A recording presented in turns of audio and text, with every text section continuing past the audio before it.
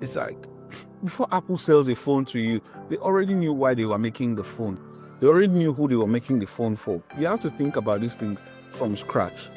You don't build a full product and say, okay, hey, go and sell it. So my honest belief is that the companies that get it, get it. And the companies that get it, what they do is that they integrate marketing and product together from the start.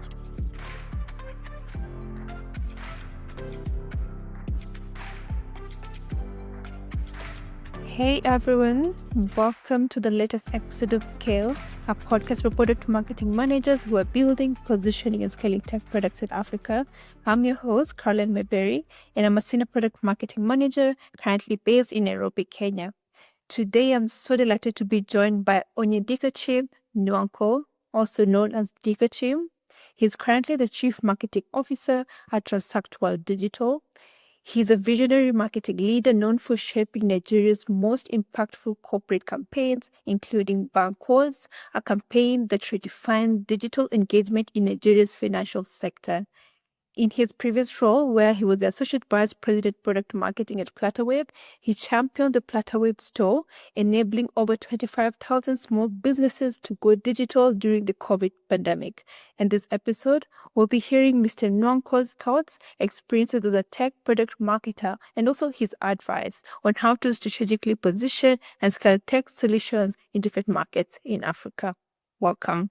Thank you, Caroline. So my name is Onyedikachim Nwankwo, that is, Chief Marketing Officer at Transact World Digital. But it's been a bit of a journey to get here. So essentially, I didn't know what product marketing was before I got into product marketing. I had just come off of creating what most people would say, the most viral ad campaign for a Nigerian bank. This was back in 2018, and it was viral. It was everywhere. And at the time, I was working in a digital marketing agency. So I got tapped up to join fintech and join product marketing. So at the time, I didn't really have like product marketing jobs, to get what I mean. And then I worked for about just under 6 years, trying to, in the time, learning product marketing and also making a difference. So the biggest difference I made, I would say, probably was 2020 introduction of Flutterwave store, because pandemic had just hit, and I was thinking about, the users, our customers, how are they going to survive at the time? So I was like, had to do something. So I had the idea and created the product, created the campaign to go with it, keep the lights on, everything. And it ended up being very successful for the company at the time. So that has been my product marketing journey, to be honest. I was in advertising and marketing prior, but product marketing proper started 2018. And it has landed me where I am now with Transact World Digital. And we're trying to, replicate the same as well, trying to build a lot of value for small companies, big companies alike. Really, that's what it is at the end of the day. Nice. So I checked out your profile and you have done some amazing workouts like here. But before we start discussing that, can you tell us like just a fun fact about you, just for us to relax before we start discussing anything easy, anything? Okay, my fun fact is that I picked up playing tennis this year. Actually, I played tennis today. Oh, really? But I'm still bad at it. How is it? It's so tasking, and it feels like I'm starting to do something new for the first time in my life, like it's starting all over. And just being bad at something kind of like humbles you, because this whole time I've been working, and I'm used to being, in quotes, successful, you know what I mean? But all of a sudden you're just so bad at something. So I know. that, that that's a thing for. I think, but people start somewhere, so I'm happy you started the journey. Oh yeah, Yeah. So before we start talking about like product marketing and positioning products and all that, maybe you can share your thoughts about the tech ecosystem in Africa. What do you think about it? Challenges, gaps, just in summary. So I think that I'm a big fan of the tech ecosystem in Africa, right? A lot of people are building amazing solutions. There are a lot of great engineers, great designers, great marketers, whatever. There's a lot of great people in it. I think that the only problem we have to an extent is that people play different games. So some companies play a valuation game, which is they are essentially priming themselves up for valuation, not so much about giving value. Some are giving value. So it's just about knowing where the founder's head is at, right? But at the end of the day, I think that there's so much value being created that even that doesn't matter. So if there's any criticism people have, it's almost like, oh, that company went down, that company went down. Yeah, for whatever reason, it went down. Some the founder's head is not in the right place. Yes, it happens, but that is not that's not crucial. You know what I mean? To the bigger picture. The bigger picture is that a lot of young people are creating value and are doing things they never thought they would ever do in their life. They are breaking ceilings. They are just killing it. And I think that should be the focus, really. I'm really excited and bullish on Africa Tech. People, there are really great people here across the continent. Because I've been to Kenya, I've been to Uganda, I've been to South Africa, been to Ghana. So I've met quite a few people, and they are just amazing people everywhere. Nice, nice. I love that. And I've seen with the campaign you ran, Bankos and the different campaigns you've run before. How did you approach communicating your value propositions to different customer segments?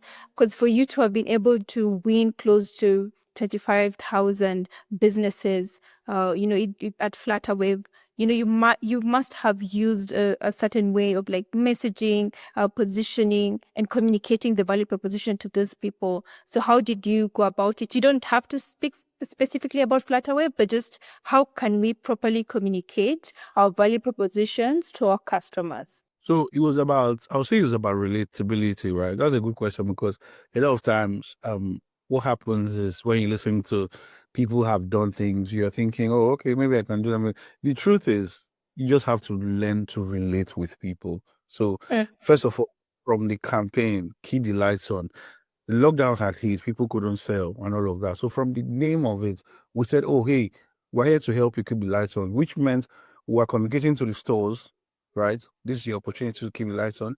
We're communicating to the customers, say, hey, those are your neighborhood stores, you need to help them keep the lights on, right? So buy from them using the same platform. And at the end of the day, it became a message that resonated with everybody at different points. So I've seen other big card schemes do similar things. I think one of them did a campaign about something like Shop Local, I think it was called, their campaign. So, but generally, the first thing has to start with relatability.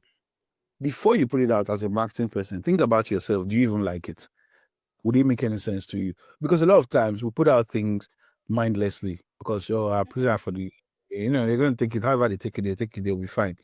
But you need to first ask yourself, is this great? If I was scrolling on Twitter or on Instagram and I saw this, would I stop because of this?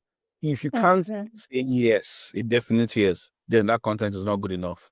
You need to go back to the drawing board. So it was more about relatability more than anything else. The idea was to just put out content that people could relate with and friend segments. So we had two broad segments. I mean, there were overlaps, but there were two broad segments: small businesses and people that are likely to buy from small businesses. So we communicated to both of them using the same campaign messaging. Nice, nice. Thank you. Thank you very much.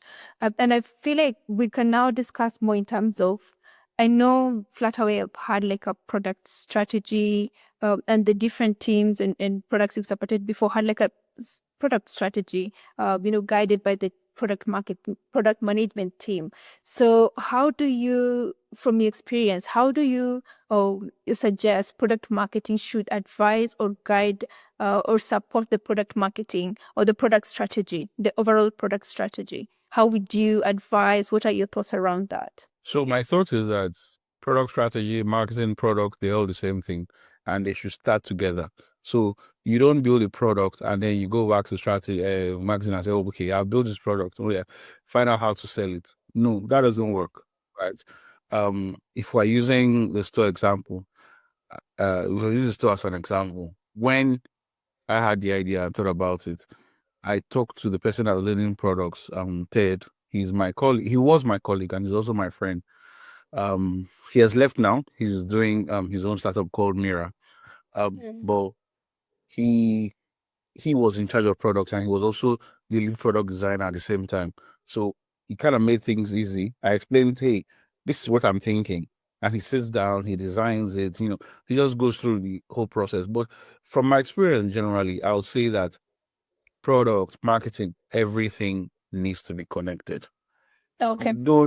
You don't start selling when you've built it. You start selling before you build it because you need to build for a market. So typically I give examples to people. Do you know about cars? Which one? Cars, like cars. Yes, yes. Oh, good. So if we were sitting in, let's say you and I were part of an approval board for marketing at like a Toyota, and Toyota is trying to build the new Camry for next year. And they say, oh, you know what? People in the team suggest what we can build. And then somebody comes and says, oh, you know what would be so cool is to put a new fridge in the Toyota. Let it there. How? That's from Toyota. But if you ask Mercedes, that would Yes, no, This is what I'm saying. As Mercedes is a good idea, but as Toyota is not, right? it's So not. because you're building for different markets, you're doing different things. So that is why marketing, product, strategy, everything should be in one. You should start together. Because when you start together, it's like before Apple sells a phone to you, they already knew why they were making the phone. They already knew who they were making the phone for. You have to think about these things from scratch. You don't build a full product and say, okay, hey, go and sell it. So my honest belief is that the companies that get it, get it. And the companies that get it, what they do is that they integrate marketing and product together from the start. Yes, I love it. So initially from the ideation phase, it's even proper or advisable to include marketing right from the ideation phase. The onset When is the same thing. onset, right? Nice, nice. Yeah. So we can discuss briefly about positioning and how I know you're a messaging expert, but you can take us through how have you positioned products before? What's your process and how would you advise other product marketers to do when it comes to positioning? Okay, so I typically start with who is it for? Why does it exist? Right. If you're able to answer that, a lot of things answer themselves afterwards. So, say I was working in a t-shirt designer company, like a company that makes designer t-shirts, and they're coming out with a new collection, and I'm supposed to position it. My first question is, who is it for? Because the product has to be right for who it is for. So you don't let's say you say, oh, you know what, we're targeting 17 to 20-year-olds that they are young, they like hip hop, and in 2024 you have a picture of 50 Cent on it. That's not disrespect to 50 Cent, but that is not his era. You understand what I mean? So Yeah. you don't target. If a t-shirt had 50 Cent on it in 2004, it would have been perfect for the 17 to 20-year-olds because that's who they were listening to. But in 2024, it doesn't apply anymore. It doesn't matter what Apple says is doing some power show, whatever. It doesn't matter, right? So my point is, you have to start with who is it for. You have to answer that question. If you can't answer that question, you're out of it. Say, okay, this thing you want me to position. What am I positioning it for? So, say I'm positioning for SMEs. Okay, what kind of SMEs are we looking at? Offline, online. Like I need to have some what's it called? Some explanation, some context to who they are, so that you then build the demographic. When you're done building it, then you say, okay, what do these people care about? One of the things I say a lot about in payments specifically is, and a lot of people are going to see it in Transact Pay, a couple of our products coming, is that a lot of SMEs don't have a payments problem. They have other business problems, not payment problems, because they can easily get a customer to transfer to their direct bank account, right? Things like that. So it actually not the worst thing. But for you to then get a product to appeal to them, it has to do more than just payments, which is what like the store example you are giving. This is what it did. It wasn't just payment, because prior to then, they always had access to payments, but it was a product built specifically for, okay, you know what, pandemic has hit, you need something, and then the messaging, keep the lights on, don't let your store not go down, all of that. So essentially, when I'm faced with a messaging problem, I start with, who is it for? Who are we talking to? Mhm. After we answer that, then okay, what is it that we have? Answer that. Then what is it that they care about? And the nexus of these three things, you will find how to message to them. So if somebody is a value shopper, they're looking out for cheap things and all of that. You don't go telling them about the luxury of it. No, they want to hear that it's affordable. That's what they want to hear. Right. So you need to know who you are talking to, and then that will decide what you say to them. Some people want to hear that His grace is going to last. Some people want to hear, this is a status symbol, sign up for this, and, like you get like a black card and all of that. Messaging for a black card and a regular bank card is different, because you're speaking to different people, right? That's how I approach it. That's nice.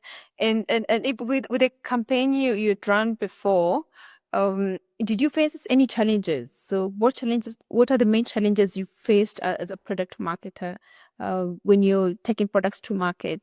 Maybe when you're launching tier 1, tier 2, tier 3, just trying to get users into the platform. What were some of the challenges you faced? So typically, the first challenge it starts internally within yourself. You have to believe that, okay, this thing I'm doing is going to make sense, right? Because you have a lot of things that we do is based off of assumptions. You're thinking, you have some numbers here and there, but a lot of it is assumptions. Like, okay, if they like this, they're going to like this. If I say this, they're going to react this way. But there's that, first of all, that doubt that, am I sure I'm doing the right thing? Am I overcooking this? You start overthinking the whole process, overthinking the whole thing. So that's the first challenge. The second challenge is always convincing people internally. So people that you work with, product team, engineering team, all that, saying, hey, this is how I'm launching this. Even your management team as well. This is how I'm launching this. And so a lot of times you need a management team that kind of trusts in you and believes you, right? But it can be a challenge, because sometimes it's like your idea is great, but nobody can see the vision that you can see. You're the only one that can see it. And you're trying to break it down. They're like, nah, that doesn't make any sense. Oh no, we can't launch that way. Oh no, we can't do this, we can't do that. So that's the first challenge. But then the other challenges are around products, right? Especially if you work in a bigger company, sometimes what marketing is doing and what product is doing are going like this, right? You are saying this, but product team is building this, and you have very little control over that. It's like product and engineering just doing whatever they please, and you are trying to get them to understand, but then you don't have management that is supporting your own opinion. It's like, it's free for all. So there are a lot of challenges, a lot. These are just if you obviously there is regular office politics, corporate politics, and all of that. But generally, it's getting people to believe in what you want to do. First of all, you believing it yourself, that you know what you're doing. And you also have to understand that you either win or you learn, not lose. You either win or you learn. So don't think about it as, oh, I'm going to lose and that's it. No, no, no. You will learn. And then you have to learn to be persuasive to other people.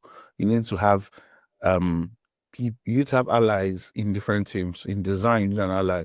In engineering, you need an ally. In product, you need an ally. You need these people to be on your side. In management, you need an ally, right? That when you call them on a Saturday at 9 p.m. and tell them about your brilliant campaign, they will listen to you because they are your allies. So you need that. You need your self-belief.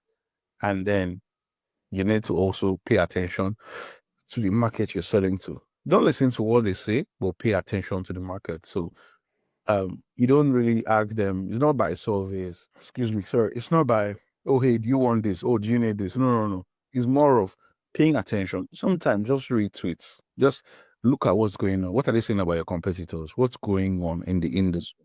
Stay ahead of what's going on in the industry. You need to be in and around there. If you're not, what's going to happen is that sometimes you have ideas that people don't like already, or people have an option or a substitute for, which is what is happening a lot. You can think to yourself, hey, I want to build this product. Let's say you want to build a car selling platform. And you're like, oh, there's no big car selling platform in Nigeria or Kenya, wherever. And it's okay, I want to build it. You think it's a brilliant idea. You start building it. But then if you have paid attention, you realize that people are using classified websites for buying and selling cars. Yeah. So why are they doing that? Why did you understand that first? Right. So you have to be awake, you have to pay attention to, okay, what's going on in the industry? Why are they doing this? Why are they doing that? So I would say in a nutshell, first believe in yourself, convince yourself and believe in yourself. Learn to convince other people and have allies. Pay attention to the industry. And not just the industry, the people as well, your actual customers.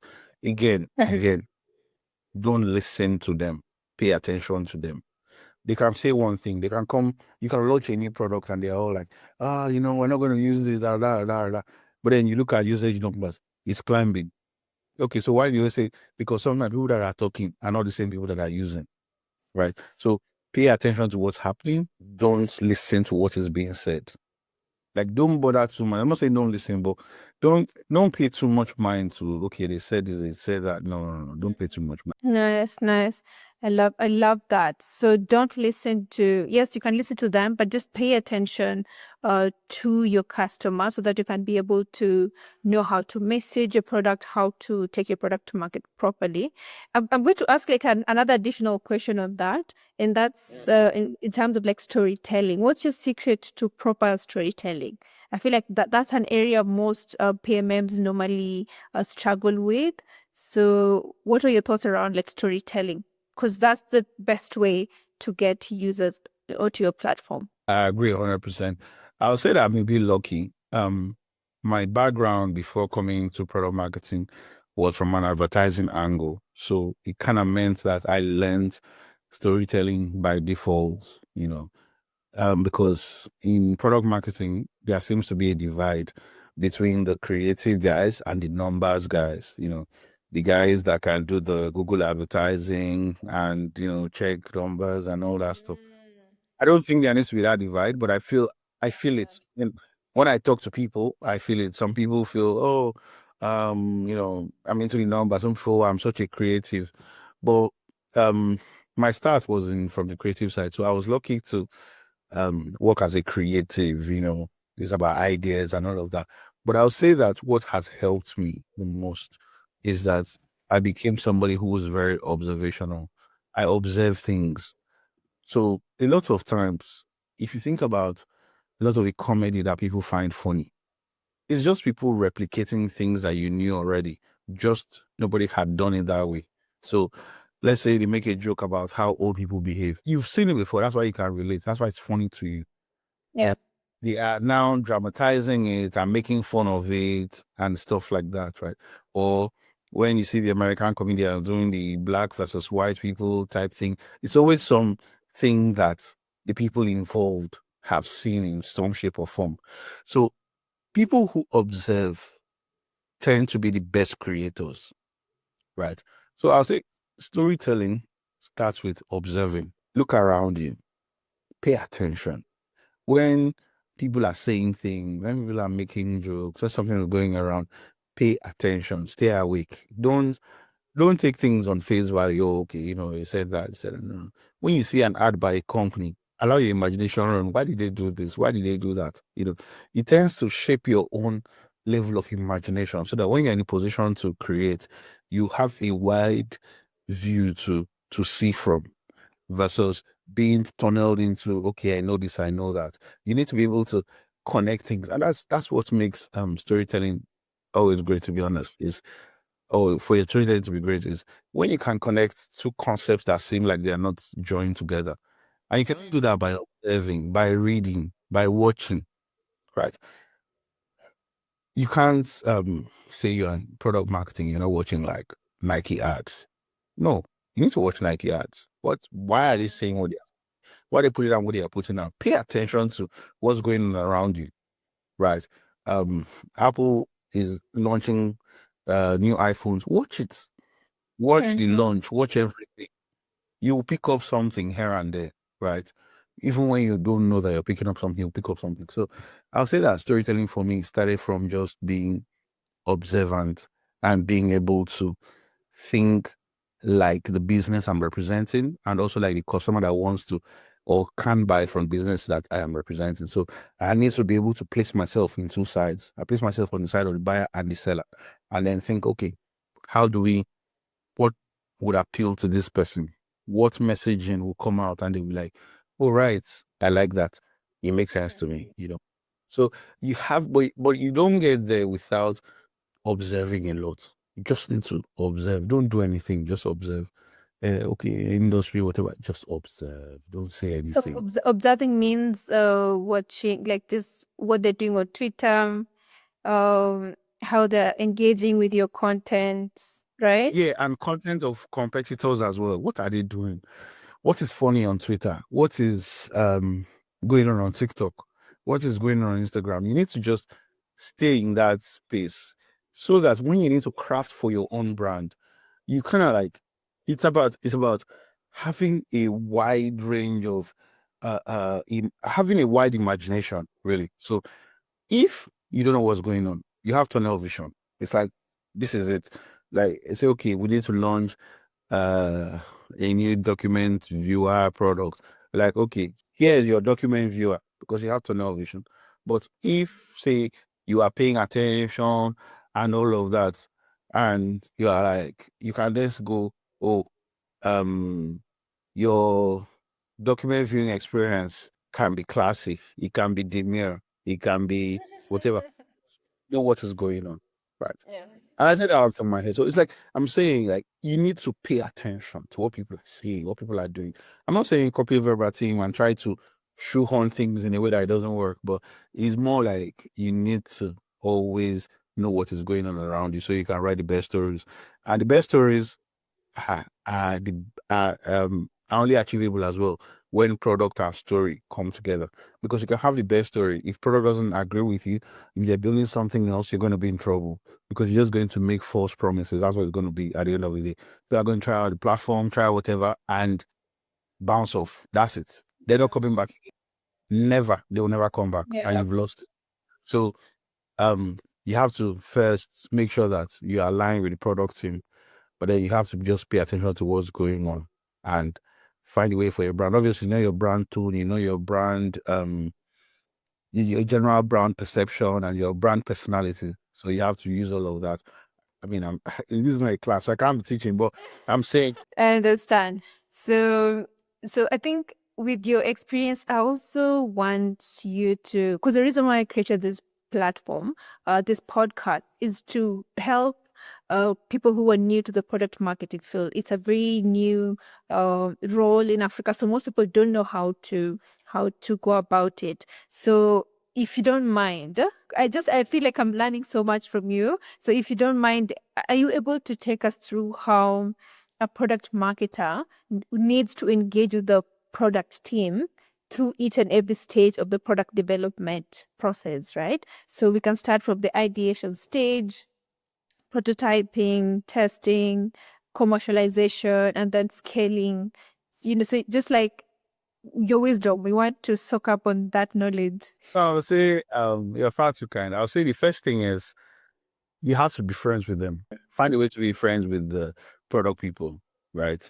You have to be friends with them. And when I mean friends, I mean you need to be able to call them at 8 p.m. on a Saturday and they will pick up your call and talk to you without anger, right? So don't isolate yourself. Don't keep it at just work. Sometimes you need to be friends with people to get certain things done. Because when you're friends with them, they will never forget to invite you for meetings. They will never feel like, why are you in our stand-up? What are you doing here? You know, those type of things. You need them to see you as part of the team. So you need to be team with them.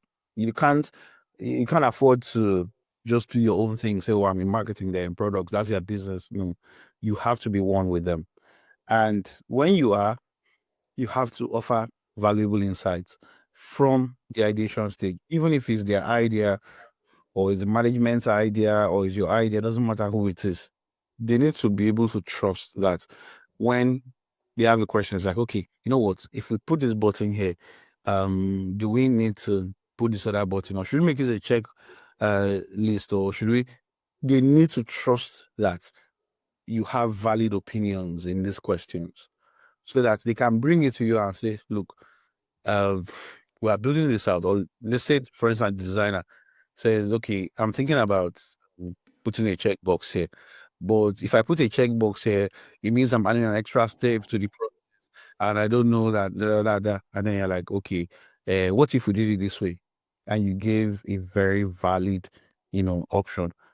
They know that, okay, I can trust you. Because business is about trust. Work, all these things about trust. You need to trust the other person. You need to trust that they know what they're doing. You need to trust that I can depend on them for certain things. That way I give them my own trust too. So you need to build that trust with them. Be their friend, build trust, and make them understand that you guys are not competing. You guys are not, it's not about who had the idea or whatever. It's about the team winning together. So we win, and that's it. We are here to win. How do we win? By pushing the best product. So when you are in that level, when you're at that level, it's about just getting things started. Then when you start building and testing again, you need them to trust you. By the time you do your go-to-market plan for the product, you need to be able to share it with them in a way that you can break it down to them. Again, it's about trust. They need to trust that all the sleepless nights is going to amount to something. So they need to see your go-to-market. They might not ask for it, but you need to show them, say, hey, this thing that we're building, this is how I plan to launch it. This is what I'm doing. On so they will release this, we'll do this. This is how we're going to monitor. This is how we're going to evaluate. Da, da, da, da. And they will also give you feedback. Say, oh, okay, I don't think this resonates. I don't think we should do this. I think we should do that. And you refine with them then. Now, when you go out there and launch, it could work, it may not work. But the thing is, you have your trust, which means even if it doesn't work, you all learn together. And when you go back to discuss a new feature, a new product, they're not going to blow you off because they don't believe that. They don't think that you are somebody that just wastes their time, right? They know now that, okay, you're part of the team.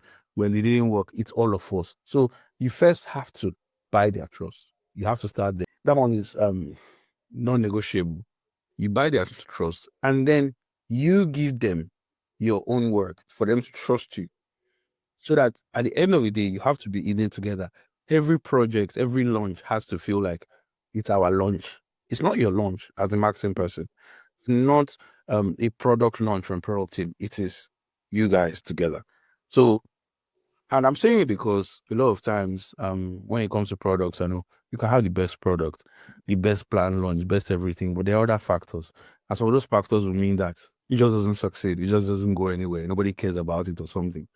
It doesn't mean you failed. It just means, okay, maybe it wasn't the right time and all of that. But you need to have everybody's trust so that even when that happens, they don't remove you from the invite for the next stand-up.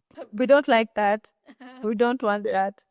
Yeah, and you also don't want to come in there and be bossing them around and saying, "Oh, you should have done this." No, no, no, no, no. Yeah. Be friends with them. So think about it from a team. We're all in this together. We either fly or crash, but we are together, always together. I feel like if you do that, you're going to work better with them. That's assuming they are good people. Nice, nice. So involving your team, and getting so I actually circled this name trust. So trust is the thing we really need to build with the different people from different departments to be able to succeed as product marketers. So I feel like we've covered most of the things I wanted us to highlight to other PMMs. So what would you, if you were to advise a PMM who's new in the industry, they have no experience about PMM, they just heard about it, maybe they're transitioning from a designer, from developer, they want to get into being a PMM and get to a level, I think now people will be calling you CMO. That's your new title. And congratulations, by the way. Yeah, so what advice would you give new PMMs? I would say learn as much as possible. Don't stop learning. Learn. Right? We're an industry where things move every day, things change every day, and even the PMM structure within companies changes. In some companies, the PMM structure is within marketing. In some companies, within the product team, depending on how the company chooses to do it. But you need to understand that it's a very important role. And sadly, a lot of companies don't understand how crucial it is, especially in tech, because um, tech companies are typically product companies. And if you're a product company, your marketing strategy and your corporate strategy is pretty much the same thing. Your storytelling and for your products and your storytelling for the company is the same thing. So the PMM eventually becomes one of the most crucial people. You might hire people for storytelling, corporate comms people, all that stuff. But the truth is, if you're a product company, all the story about your company can only come from your products. Apple stories don't come from Apple as a company. It's about the iPhone, it's about the Apple Watch, it's about the AirPods, whatever, right? Product company stories do not come from the company, it comes from the product, which means the product marketing manager has to be in charge of the story of the company, whether or not they like it.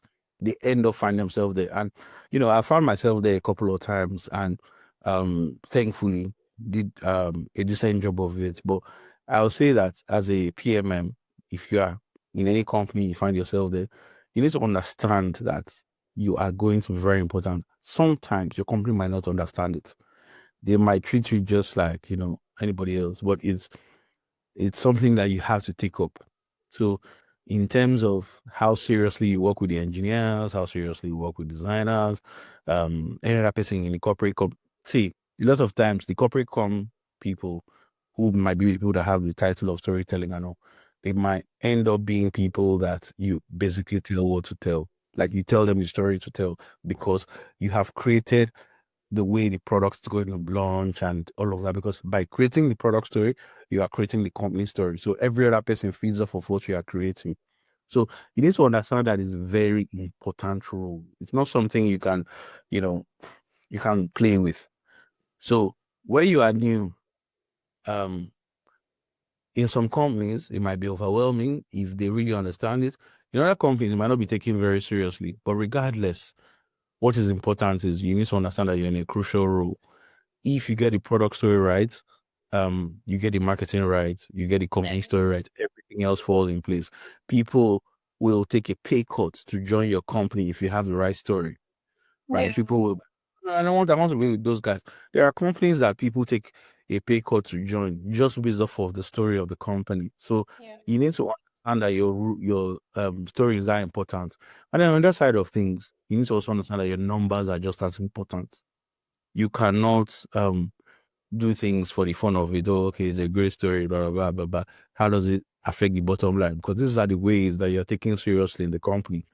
You need to be able to go into meetings and say, we did XYZ and we generated XYZ signups and XYZ daily active users or monthly active users as you wish.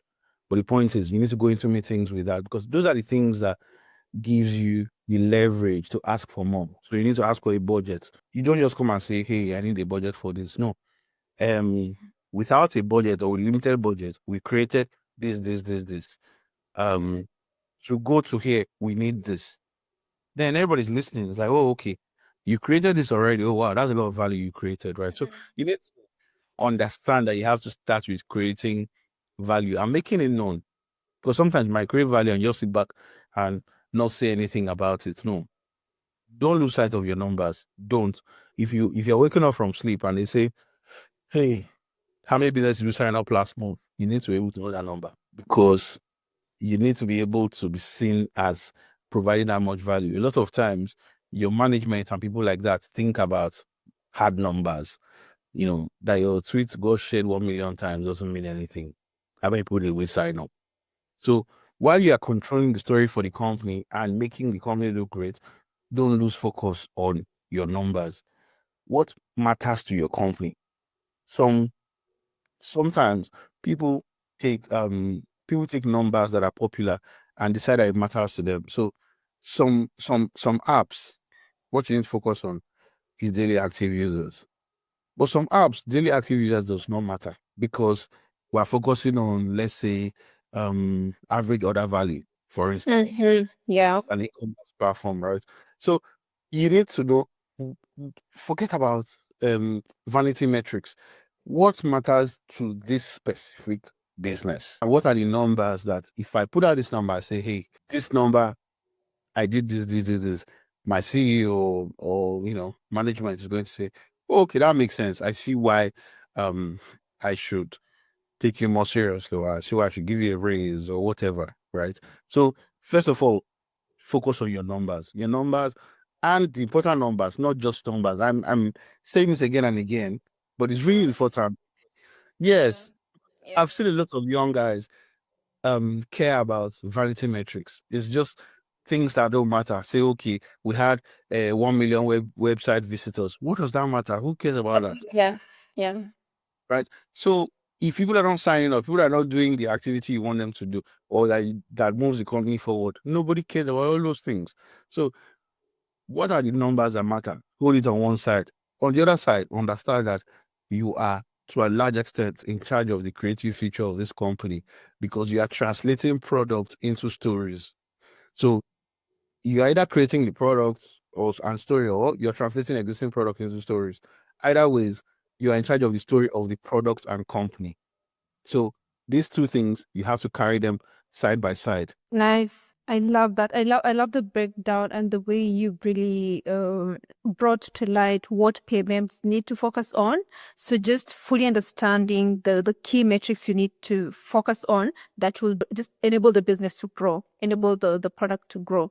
That's what we need to focus on. So I'm going to ask you another question from some part of a product marketing PMM group, for PMMs in Africa. And one of the challenge I see most people experience is, yes, you've done the market research, you've done the customer research, but then when it comes to working on the copy that needs to communicate about the value of this particular product, you tend to focus on the feature. So you're just talking about this will help you do XYZ, as opposed to communicating about the value, the value aspect, but just how it's going to benefit the user. So how do you find that balance when you're communicating about that product? What's your secret to converting all those people you've got before? I'll say the secret is you have to think, like I said earlier, think from the customer's perspective. If the copy does not make sense to you, if this copy makes sense to you, then it's fine. If it doesn't, change it. Right. So a lot of times, we in marketing, we communicate like marketers because we feel like, hey, here's this phone. Um, it's going to increase your calculation time by 5x. What does that mean to the person using the phone? It means nothing, right? So you need to think by yourself. If somebody was trying to sell me a phone and says, buy this phone because our new processor is going to increase calculation time by 5x. If somebody said that to you, would that have made sense to you? Not really. I'd No. be like, no. Exactly. So what would make sense to the person? That this phone is going to increase your calculation times by 5, which means that if it took you whatever times calculate this, you're going to calculate it faster. Something they can relate to. You know what I'm saying? And at that point, they're like, oh, okay, I see how this can work for me. So it's about communicating benefits, not features, right? What is the benefit to the customer? Not what is the feature that you are selling. Okay, you are selling this payment, and it's something that currently at Transact World we're actually working on because we have a suite of features coming out, products and features actually coming out early next year. But one of the things that we're working on is messaging. It's important that people see that you are talking to them and speaking to their problem, not what you have to offer. Okay. Right. You have all these things to offer, that's fine. But how does what you have to offer affect their situation? That is what you need to always not lose focus of. So the balance is I have what I want to communicate, but what matters is what my customer hears. And my customer wants to hear how what I have is going to improve their life. Period. Don't add anything to it. This is how this thing you are doing is going to improve my life. Put it even down Transact when we're doing the tagline, say, oh, the tagline is you powered by us. And we use that because it's kind of like brought together everything that we're trying to communicate. It's you is the customer, and it's the first line there. So it's intentional that it's the first line. Sorry, this is not I'm not trying to promote anything. I'm just trying to explain what. So the you was put first, and then powered by us is the last thing. We are saying, look, we put you first, literally, and then we are powering your business, which means now that when we are building new products, everybody is thinking you powered by us, customer first, and then we powering it. So we are not trying to build products that appeal to us. We are building products that appeal to the customer, and then we are behind powering it. Same way, when it's time to communicate marketing, we are not communicating messages that appeal to us. We are communicating messages for the customer, and then we are behind it. That's really it. Nice. So, well, thank you so much for clarifying that. So we're just about to wrap up. I don't want to take a lot of your time. The holidays here. We need to go chill and relax with our families.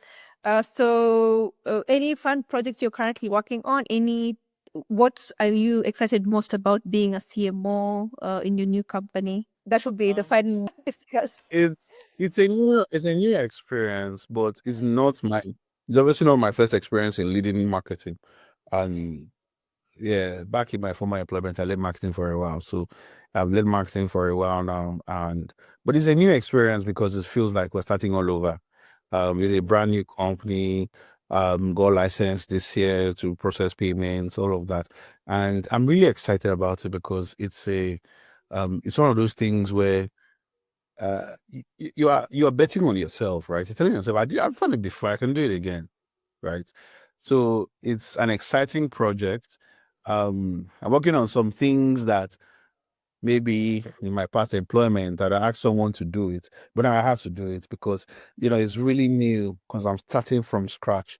But I'm excited about it. I'm very happy about it, and I'm happy about what we've done so far. Yeah. It hasn't been a long time, but we're already making a lot of progress. And I'm also working on products as well, just not marketing, product and marketing. So I'm excited about the products that we're working on and how it's going to affect a lot of businesses, a lot of small businesses, especially in helping them grow their business and all. It's something I'm really, really passionate about, and I've been for a while. So yeah, I'm really, really excited about that. It's new. Everything is new. You're just starting everything, setting up all the processes, setting up everything. But yeah, it's stressful. I would say it's tiring, but it is exciting as well. Starting all over again. It is. Thank you so much, Dikachim. I love that name. And we wish you all the best in the new role. And thank you so much for the wisdom you've shared.